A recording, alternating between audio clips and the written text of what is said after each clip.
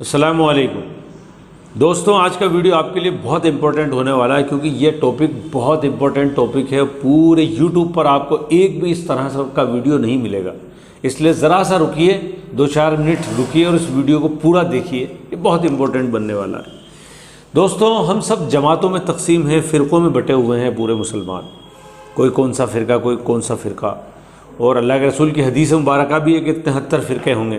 اس کے علاوہ ہم جماعتوں میں بھی تقسیم ہیں، یہاں تک کہ ایک فرقہ جو سنی ہے، ہم جب سب سنی ہیں، اس کے باوجود بھی ہم جو ہے جماعتوں میں تقسیم ہیں۔ تو ہم جماعتوں میں کیوں تقسیم ہیں؟ اس کے پیچھے کیا وجہ ہے؟ کیا اللہ تعالیٰ کی مرضی ہمیں جماعتوں میں تقسیم رکھنے کی یا الگ الگ رکھنے کی شامل ہے؟ اور شامل ہے تو کتنا ہمیں تقسیم رہنا چاہیے، کتنا بٹنا چاہیے، ایک دوسرے سے کیا ہمیں نفرتیں کرنی چاہیے، تلواریں چلانی چاہیے؟ آئیے اس بات کو دیکھتے ہیں۔ میں سب سے پہلے کوئی بات کروں اس سے پہلے میں آپ کو حضور صلی اللہ علیہ وسلم کی ایک حدیث مبارکہ تک لے جانا چاہتا ہوں۔ ایک بار کا واقعہ ہے، حضور صلی اللہ علیہ وسلم ایک گاؤں میں مسجد بنی معاویہ کی طرف سے گزرے، اور اس حدیث کے بہت سارے راوی ہیں، اصل میں بہت مستند حدیث ہے۔ تو اللہ کے رسول نے 2 رکعت وہاں نماز ادا کی، تو اس میں حضرت عبداللہ بن جابر رضی اللہ تعالیٰ سے یہ ثابت ہے، حضرت سیدنا سعید بن ابی وقاص رضی اللہ تعالیٰ عنہ سے یہ ثابت ہے حدیث۔ نماز پڑھنے کے بعد بہت طویل نماز پڑھی، بہت لمبی دعا کی، تو صحابہ رضی اللہ تعالیٰ عنہ نے پوچھا، یا رسول اللہ، آج سے پہلے آپ نے اس طرح سے نماز نہیں پڑھی، اتنی لمبی دعا نہیں کری، آخر کیا بات ہے، کیا دعا کی آپ نے؟ تو آپ نے فرمایا کہ میں نے اللہ تعالیٰ سے 3 دعائیں کی، جس میں سے میری 2 دعا تو قبول ہو گئی، لیکن ایک دعا اللہ تعالیٰ نے میری قبول نہیں کی۔ پھر آپ نے فرمایا کہ میں نے ایک دعا یہ کی کہ کبھی بھی مسلمانوں پر کوئی غیر دشمن حاکم مسلط نہ کیا جائے، یا غیر دشمنوں کو غلبہ نہ دیا جائے، تاکہ وہ پورے دشمن جو ہے مسلمانوں کو ہلاک کر دے۔ تو اللہ تعالیٰ نے اس دعا کو قبول کیا، یعنی کہ کبھی ایسا نہیں ہوگا کہ مسلمانوں پر کوئی دشمن بادشاہ یا کوئی دشمن مسلط ہو جائے اور سارے مسلمانوں کو ہلاک کر دے۔ دوسری دعا آپ صلی اللہ علیہ وسلم نے یہ کری کہ اللہ تعالیٰ کبھی کسی قحط سے، یعنی کسی اکال سے، کبھی ایسا نہ ہو کہ میری پوری امت ہلاک ہو جائے، کبھی ایسا نہیں ہو کہ ایسا اکال پڑے۔ تو اللہ تعالیٰ نے آپ کی یہ دعا بھی قبول فرمائی، یعنی مسلمان کسی بھی اکال سے، کسی بھی بیماری سے ہلاک نہیں ہو سکتا، پوری دنیا کا مسلمان۔ تیسری دعا اللہ کے رسول نے کی کہ اللہ تعالیٰ میری امت میں اختلاف نہ ہو، یعنی مسلمانوں میں آپس میں لڑائی نہ ہو، متبھید نہ ہو۔ تو اللہ تعالیٰ نے آپ کی دعا قبول نہیں کی۔ اس کو سمجھنے کے لیے میں آپ کو لوک تنتر کی طرف لیے چلتا ہوں۔ راجنیتی میں جو پارٹی جیتتی ہے وہ شاشن کرتی ہے، اور جو پارٹی ہار جاتی ہے وہ وپکش میں بیٹھ جاتی ہے۔ کیوں بٹھایا جاتا ہے اسے وپکش میں؟ راجنیتی کے جو منیشی ہیں، راجنیتی کے جو ودوان ہیں، وہ یہ کہتے ہیں کہ جتنا وپکش مضبوط رہے گا اتنا ہی لوک تنتر مضبوط رہے گا، کیونکہ لوک تنتر کی آتما وپکش ہے۔ اگر کسی دیش میں لوک تنتر کی سرکار ہے اور وہاں وپکش مضبوط نہیں ہے یا وپکش نہیں ہے، تو پھر وہاں پر لوک تنتر بھی نہیں ہے، لوک تنتر کی ہتیا ہو جاتی ہے۔ اس لیے ضروری ہے کہ لوک تنتر کو مضبوط رکھنے کے لیے مضبوط وپکش پیدا کیا جائے۔ آپ نے دیکھا ہوگا سنسد میں آپس میں لوگ کتنے لڑتے ہیں، پکش وپکش۔ جو ستا کے لوگ ہوتے ہیں وہ بھی سامنے بیٹھتے ہیں، اور جو وپکش کے لوگ ہوتے ہیں وہ بھی بیٹھتے ہیں، ایک دوسرے پہ الزام لگاتے ہیں، کیونکہ یہ لوک تنتر کو زندہ رکھتا ہے۔ اگر کوئی پارٹی غلط کر رہی ہے، نرنکش ہو گئی ہے، ظلم کر رہی ہے، وکاس نہیں کر رہی ہے، جو زبان دی ہے اس سے پھر گئی ہے، تو اس کے اوپر انکش رکھنے کے لیے وپکش ہوتا ہے، وہ بار بار انگلیاں اٹھاتا ہے، چلاتا ہے، ان پہ الزام لگاتا ہے۔ یہ ایک سوچھ لوک تنتر کی آتما ہے۔ اگر وہی نہیں ہوگا، وہ الزامات ہی نہیں ہوں گے، تو پھر سرکاریں بے لگام ہو جائیں گی۔ اس کو لگام میں رکھنے کے لیے بہت ضروری ہے کہ مضبوط وپکش رکھا جائے۔ اس لیے وپکش کو مضبوط رکھا جاتا ہے اور لوک تنتر کو زندہ رکھا جاتا ہے وپکش کو مضبوط رکھ کے۔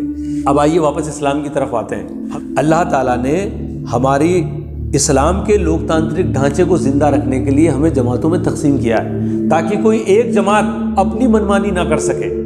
اگر ایسا ہوتا تو پھر پوپ واد، مہنت واد اسلام میں بھی آ جاتا۔ اسلام میں عالم واد نہیں ہے، اسلام میں اگر آدمی بڑا ہے تو تقوی سے بڑا ہے، یہ کہا گیا ہے۔ تو اسلام میں ہر آدمی کو اللہ تعالیٰ نے یہ حق دیا ہے کہ کوئی بھی آدمی کتنا ہی بڑا بادشاہ ہو، اگر وہ غلط کر رہا ہے تو اس کے اوپر انگلی اٹھانے کا حق دیا۔ جب امیر المومنین خلفائے راشدین حضور صلی اللہ علیہ وسلم کے بعد شاشن پر بیٹھتے تھے، تو کوئی بھی ایک عام آدمی بھی ان پر انگلی اٹھا دیا کرتا تھا، اور وہ اس کی بات مانتے تھے اگر بات سچ ہوتی تھی، کیونکہ یہ ہمارے اسلام کی خوبصورتی ہے، ہمارا لوک تنتر ہے، اسلامک لوک تنتر۔ تو جماعتوں کو بھی اس لیے تیار کیا اللہ تعالیٰ نے، ہمیں جماعتوں میں اس لیے تقسیم کیا کہ اگر کوئی ایک جماعت غلط کر رہی ہے تو دوسری جماعت اس پر انگلی اٹھائے گی، دوسری غلط کر رہی تو تیسری انگلی اٹھائے گی اور کہے گی تم غلط ہو، تم غلط ہو، تم غلط ہو۔ یہ ضروری ہے۔ اگر عالموں پہ انگلی اٹھانے والا کوئی نہیں رہے گا تو بے لگام ہو جائیں گے۔ کوئی بھی شاشک، کوئی بھی انسان اس وقت بے لگام ہو جاتا ہے جب اس کی غلطی بتانے والا کوئی نہ ہو۔ اللہ تعالیٰ نے فرمایا ہے، ہمیں ہمارے اسلام کو اللہ تعالیٰ نے خوبصورتی دی ہے۔ ایک آیت ہے کہ اللہ تعالیٰ نے قرآن میں فرمایا کنتم خیر امۃ اخرجت للناس، تم اچھی امت اس لیے ہو کیونکہ تم لوگوں کو برائی سے روکتے ہو۔ تو ایک دوسرے کو ہمیں برائی سے روکنے کے لیے اللہ تعالیٰ نے ہمیں جماعتوں میں تقسیم کیا ہے کہ ایک جماعت دوسری جماعت پر، دوسری تیسری پر، تیسری چوتھی پر، اور ایک دوسرے کے آپس میں نظر رکھے کہ کوئی جماعت غلط تو نہیں کر رہی ہے، کوئی عالم منمانی تو نہیں کر رہا ہے، کہیں کسی بات کی پوری امت کو کسی غلط بات کی طرف تو نہیں لے جا رہا ہے۔ اور پھر اللہ تعالیٰ نے ارشاد فرمایا کہ تمہاری امت کا جو اختلاف ہے وہ آپ کے لیے، آپ کی امت کے لیے رحمت کا کام کرے گا۔ اب جب اللہ تعالیٰ نے یہ فرما دیا کہ ہمارا اختلاف رحمت کا کام کرے گا تو اسلام کے لیے کوئی کتنا ہی بول لے وہ اسلام کے لیے پلس پوائنٹ ہی ثابت ہوگا۔ آپ نے دیکھا تھا ابھی وسیم رضوی کتنا بولا، کیا ہوا؟ کیا اسلام پر کوئی حرف آ گیا؟ کیا مسلمان ہم سے بھٹک گئے؟ نہیں، مسلمان واپس اتحاد اتفاق پر آ گیا۔ نپور شرما نے بیان دیے، ہمارے اسلام کی کوئی کتنی برائی کرے وہ ہمارے لیے رحمت ہی ثابت ہوگا۔ یہ اسلام کی خوبصورتی ہے، یہ اللہ تعالیٰ کی خوبصورتی ہے۔ اس لیے لیکن ہم کیا کر رہے ہیں؟ جماعت کی بنا پر لڑ رہے ہیں، جھگڑ رہے ہیں، بہت زیادہ ایک دوسرے کے جان کے پیاسے بن گئے۔ اتنا اختلاف نہیں چاہیے، جیسے وہ سنسد میں لڑ کے باہر آئے اور دوست ہو گئے، ایسے ہی ہم اسلام کے مدعے پر لڑے اور پھر دوست ہو گئے۔ اختلاف صرف اتنا ہونا چاہیے، تب تو ہماری آتما، ہمارا اسلام زندہ رہے گا۔ اور اگر ہم نے تلواریں اٹھا لی، ایک دوسرے کے خون کے پیاسے بن گئے، تو پھر ہمارے اسلام کی خوبصورتی ہی نہیں، اللہ کے فرمان کی بھی خلاف ورزی، اللہ کے رسول کے فرمان کی بھی خلاف ورزی ہو جائے گی، اور ہماری خوبصورتی، سندرتا سب ختم ہو جائے گی۔ اس لیے اختلاف اتنا ہونا چاہیے کہ اسلام میں کچھ غلط ہو رہا ہے تو اسے روکا جائے۔ دوستوں، آج کے لیے بس اتنا ہی۔ آپ کو اگر ویڈیو اچھا لگا ہو تو کمنٹس باکس میں کمنٹس کر کے بتائیں۔ پھر اگلے کسی ویڈیو کے ساتھ آپ سے دوبارہ ملاقات ہوگی، تب تک کے لیے خدا حافظ، السلام علیکم۔